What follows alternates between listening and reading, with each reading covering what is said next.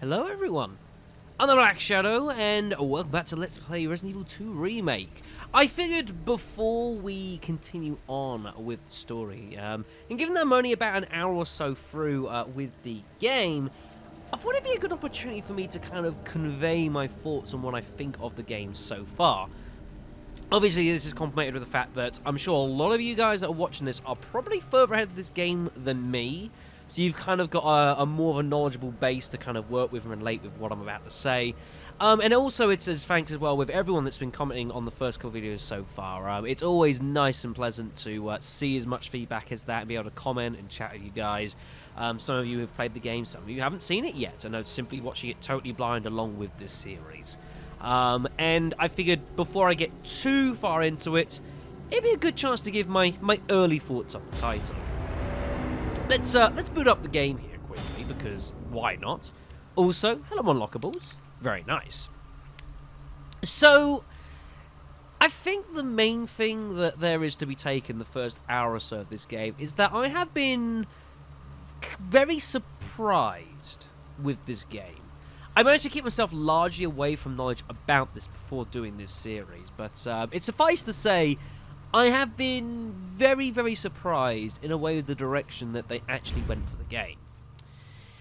I think when this first idea came out about doing Remake 2, Capcom had kind of two choices of how they wanted to do things. So, either they could sort of remain very kind of close and tied and, quote, faithful to the original from 1998.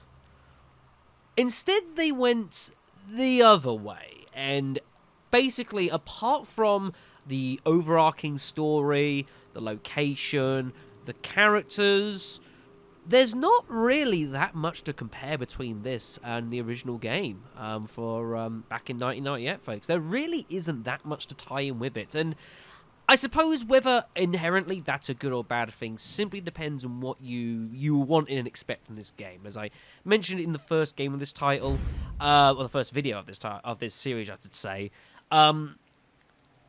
when you decide to remake a game, especially a game that's over 20 years old, you're simply not going to please everyone. And everyone wants different things from it. Some people want a game that's incredibly tied to the original, because that's what they remember, they grew up, they played, very nostalgic.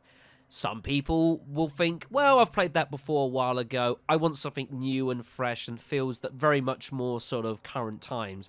And there's going to be some people who don't mind either way, you know, they just want to have a really solid core gaming experience. And ultimately, in amongst that, you're never going to please every single person. That's just, as I mentioned, that is the curse of a remake, folks. You simply can't please everyone. That's the nature of it. But I think, as surprising as I've been with how stark a difference this is from the original, and therefore how tricky it is to compare this accurately with the original game, I can't complain too much over the first hour. Not everything I've seen so far has been amazing, and I'll get to that in a short moment. But I've been generally impressed so far, all things considered. I'm more than happy and willing to sort of give Capcom the license to take the core idea of Resident Evil 2 and craft and mold and tweak and change with it to bring a totally new experience. I think a good way of actually comparing this, would be with the... let's take Remake 1 for the GameCube back in 2003, I think it was? Now, that was only about 6 years after the original for that. Resident Evil 1 came out, I think, in 97. And maybe there's an argument made that because it was only 6 years after the original... that perhaps they had more of a duty and an obligation to keep the game very, very tied to the original. Ultimately, it was a modernization of the original game brought into the, at the time, current generation, but they made some tweaks and changes and edits and added some new bits in to keep those sort of older players on their toes, so they didn't think it was just a reskinning, if you will. Because this game is the original for this is over 20 years old, there's perhaps less inclination for the developers to keep this heavily tied to the original. And it's not like you can just take the original game and simply take it into 2019. It's a lot more difficult than that. And ultimately, games can offer and do so much more at just a core principle level that perhaps there's less need to do that. And has been shown in the game. As long as it's got that sort of general feeling to it, there's no reason it can't be an enjoyable game. And ultimately, again, that's what I've been happy with. The game looks really nice, as we all knew it would be. The characters, while I admittedly wasn't initially sold on some of them, including Claire, oddly enough, I wasn't 100% sold on her when I first saw her. I always remember when I first saw her. She reminded me more of like Zoe than Left 4 Dead than Claire Redfield from Resident Evil, and I think there have been some tweaks and changes to that over the course of time, and and having like compared shots from Claire in this game compared to sort of like both the original 98, as well as perhaps maybe more accurately Claire from Revelations 2, which is only a couple of years ago now. The similarities are there. Although, admittedly, the personality is very different to what she was back in the original game, I am finding it quite entertaining nonetheless, and, kind of likeable, if you will, so I can't mean too much. One thing I must admit I have really enjoyed so far, and I'm sure there might be more of it as well to go with, is the fact that this game has very subtly added lots of little features that have been included and sort of brought into the series over the course of its lifetime. You've got like the fact your knife, kind of as a sub-weapon, can be used as a defense weapon, which is also very kind of reminiscent of the original Resident Evil remake with the self-defense weapons. You've got the gunpowder concept, which was only ever used for Resident Evil 3. It was also briefly used in Code Veronica, I suppose, as well. Hadn't really been seen too much since, though, and I think it's a really, really nice addition. And you've got lots of little other bits and pieces that I'm sure are going to be deleted in over the course of the rest of the game. You're going to think, oh yeah, I remember that from this such and such a game. And it's little things like that that have worked and were fun and kind of helped to sort of make the experience more engaging. But then they necessarily didn't get used too much. And it's nice to see a lot of those little minor additions. The police station itself, as well as, of course, as lovely as it looks, has certainly changed a heck of a lot. There's a lot of stuff that didn't really exist. Like the press room, obviously, used to be down there. The East office seemingly has changed.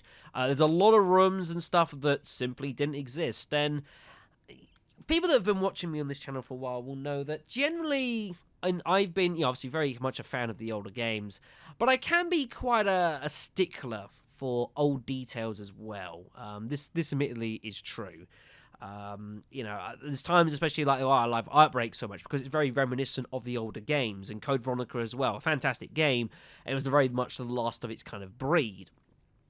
I actually thought I'd be more perturbed by the sheer amount of changes in the game and the amount of things that are different, but I'm surprisingly not, and I don't quite know why that is at this current point. Maybe I'll have more of an idea so far, but maybe I just trust Capcom, which is, given some things that have happened over the course of this series, Dino Crisis 2, maybe I should or should not do that. But I can't sit here and say that I've not enjoyed the experience so far. It has been pretty good. The only criticism, sort of strong-ish criticism I do have of this game at this moment is actually hardcore mode. Now, while this difficulty is hardly like Resident Evil 5 Professional, where like you get hit, and in some cases you get hit, you die, and you don't have an opportunity to sort and save yourself. I am not necessarily a fan of an entry-level difficulty to a game where it's literally you get hit and you're on the point of death, And so far, we've been hit by 2 zombies, and both times put in immediate danger. Instantly, it's happened. And I think perhaps something like that might be better left to, say, an unlockable difficulty. Like, say, if you could play this game only, much like think of the original game, for example, how it had easy mode and normal mode, right? And then once you beat that, then you had access to like all the harder stuff, like the extreme battle, all the side stuff sort of thing. I suspect the experience of this game depends a lot on what you choose first. And I imagine standard to hardcore are very, very different. The fact that if zombies hit me on a straight into danger, I assume dogs will, I assume lickers will, I assume bosses will, I assume pretty much everything that can attack me might well put me straight onto danger. And I don't think it's never conducive, I don't think, to an amazing game experience when stuff can just hit you and damage you so damn much. It always makes it very much a game of picking your fights and ultimately, having to sometimes just totally avoid combat where possible. Now, this is ultimately a survival horror game. Perhaps that's the point of it. We're just a civilian in the midst of a zombie apocalypse. We're not heavily armed. We're not crazily skilled. We shouldn't be just going in guns blazing. Maybe perhaps some of the previous entries of this series have kind of slightly conditioned us to think that way, as well as a lot of games of this sort of nowadays. And perhaps something like that is very classic and old school, and that you don't want to fight stuff. You want to try and avoid combat where you can. Although it's very much not very a 2019 thing. Again, your thoughts on that, I think, are going to depend, again, on what your concept is of that sort of genre, and ultimately what you believe and want from the game as well. But personally speaking, I'm not saying I would have preferred playing this on standard mode, but it's ultimately, I think perhaps they could have, if they want to have hardcore mode, maybe make that unlockable upon beating the original game. Because if they've got hardcore mode already, I assume there is no further difficulty to be unlocked beyond hardcore mode. So perhaps they could have made that unlockable, and so everyone plays it on standard, gets to grip with the game first before, hardcore is going to be pretty challenging, I can already tell. So just a minor gripe, I suppose, but you don't have to play hardcore mode, I guess. So there's a thing.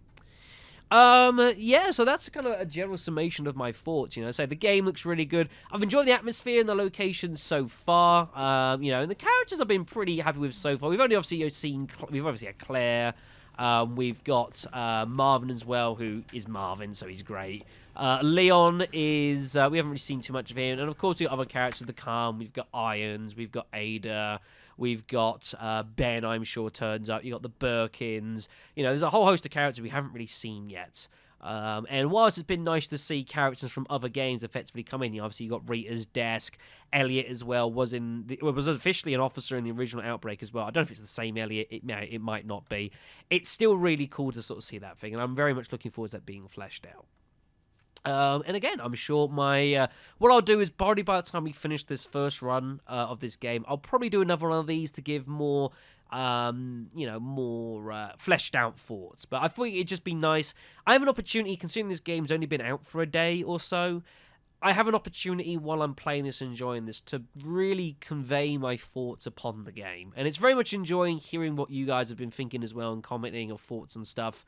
And I really do encourage you to continue to do so. It's really nice to be able to comment and respond to that as best we can. So next time, we are going to be carrying on the game. I think the roof is our next destination by the looks of things, as we saw Leon trying to gain entry to the police station, I think. I may well swing back to the library, and then off to the storage room. I really want those handgun rounds, and there's some wooden boards as well, which we could take. We've got some inventory space. We might need to do some boarding up on the way down. We shall see. And then we'll be carrying on to the roof and hoping not to die. It's very entertaining as well in the Discord server. There's a thread currently up of predictions of shit that's going to happen to me. People predicting where I'm going to first die, how I'm first going to die. I haven't looked at it, as tempting as it is to watch it. It's looking good, so it'll be fun to read that back once I'm done with the game. Anyways, I'm going to stop talking for now. So very much, guys, for listening. Look forward to hearing your thoughts. And yeah, I will see you all next time.